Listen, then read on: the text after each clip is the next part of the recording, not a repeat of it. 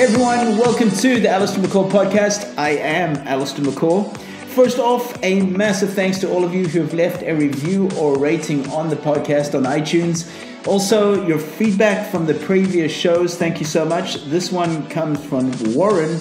Allistair has great guests and a diversity of thinking with some really applicable things we can do in leadership and culture.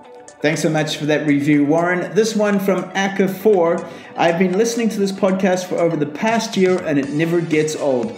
The topics, advice, and antidotes always find a way to touch on the deeper parts of coaching and interpersonal relationships. Thank you so much for that one, Aka4. Also, some really exciting news to announce is that I'll be in the UK in April and early May, where I'll be speaking in Edinburgh and Manchester. So look out for those dates.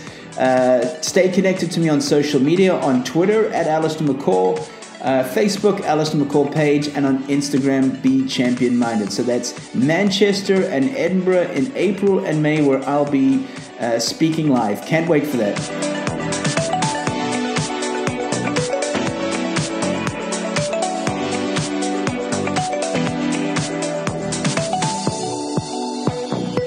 But moving on to today's show, and it's all about coachability. And I want to ask you, first of all, are you coachable? And I have 5 questions to see if you're coachable or not. We all like to think we are, but here's the thing is that coachability refers to the willingness to accept feedback and the ability to improve. Now, I know anyone who's listening to this podcast right now wants to improve. They want to become a better leader. They want to become a better coach, parent, whatever it may be, manager. They want to improve. But are you coachable? So here we go. My first question to see if you're coachable is, do you have a beginner's mindset? Do you approach new things with, or not only new things, but old things as well, with a beginner's mindset? Now, I looked this up online to see what the definition of a beginner's mind was. And it said this: having a beginner's mind means you approach the world through a beginner's eyes. The term is translated from the original word Soshin, which is a word that comes from Zen Buddhism. It means you look at every situation you're placed in as if it's the first time that you're seeing it. You know, I believe one of the hardest things to do is not necessarily to learn something new, but it's to unlearn habits and things that we have developed in the past. Having a beginner's mindset is almost like being a child, where you see something for the first time, or maybe you haven't played a sport or done something for the first time, and you're walking in there with absolutely no knowledge of how to do this activity. You have no skill, you've got no history in it. That is what it means to have a beginner's mindset. My second question is, are you willing to learn from anyone, regardless of age, regardless of their experience, their background, or regardless of what industry they're in?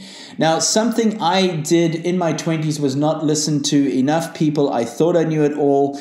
Maybe you can relate. The ego is raging as well. But the older I've become, the more I can learn from absolutely anyone. It doesn't matter if they've been in leadership for 1 year, 10 years, 50 years. We can always learn new things, but you've got to have the mindset to be willing to listen and learn from absolutely everyone. That is something that's helped me. I learn even from teenagers. I definitely learn from people in front of me. Some mentors I've had who are well into their 80s right now. But everybody can teach you something you don't know. You've got to be open to it. That's the mindset that we've got to have. Our third one is, are you open-minded? Yes. Do you see the world from different views? Are you willing to see it from the person's view that's speaking to you or sharing their opinion with you? One of the worst phrases in organizations and companies is, well, that's the way we've always done it. And that is the complete opposite of being open-minded. When you're open-minded, again, you're willing to have that beginner's mindset. You're willing to learn from anybody. You're willing to see things from the other side. Open-minded people, they're curious to hear what others think. They're able to have their ideas challenged. They don't get angry when they're wrong. They have empathy for other people, and they think about what other people are thinking. Are you one of these kind of people? That's what it means to be coachable and open-minded. Number 4, are you growth-minded? How do you view failure? Are you afraid to take risks and afraid to fail? scared of what other people will think, for example. Growth-minded people are willing to risk, they're willing to make mistakes in order to get better. Now, especially if you work with people that have been in an industry or an elite level for a long time, they're more afraid of actually changing something, because the thing is why they've got to that level is because of what they've been doing. So now to change something is massively difficult for them. But to change, to get better, you have to be willing to fail, and you have to be willing to maybe even look stupid at certain times as well.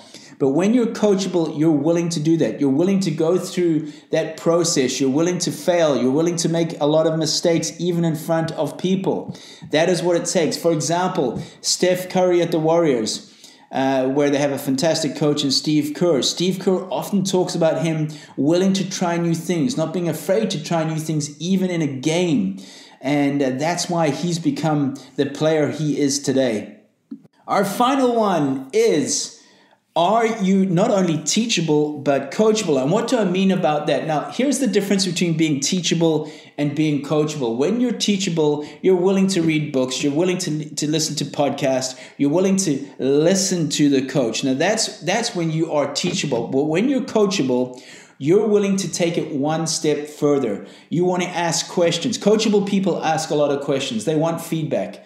They ask for feedback. You're not just listening. You're not just doing the things that have been asked of you, but you're actually going that extra step further. You're doing the extra work. You're doing more research.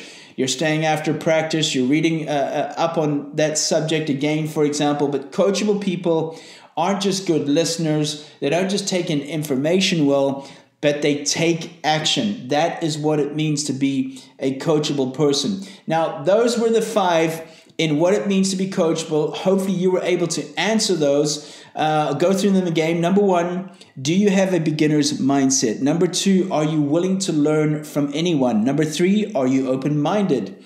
Number 4, do you have a growth mindset? And number 5, are you not only teachable, but coachable as well?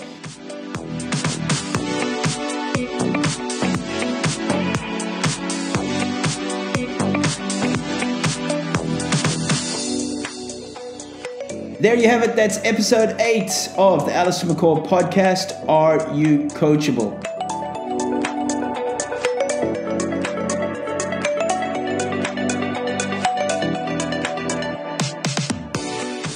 Remember, you can stand a chance of winning my book, Lead with Purpose, Make an Impact, by simply sharing an episode of the Allistair McCall podcast. Include the hashtag Allistair McCall podcast. Already, we've had 3 winners on the show from the last 3 episodes, and you could be the next. As always, keep the feedback coming. Please hit the subscribe button and share this episode with anyone that you know could enjoy it or could benefit from it. Until next time, keep making an impact.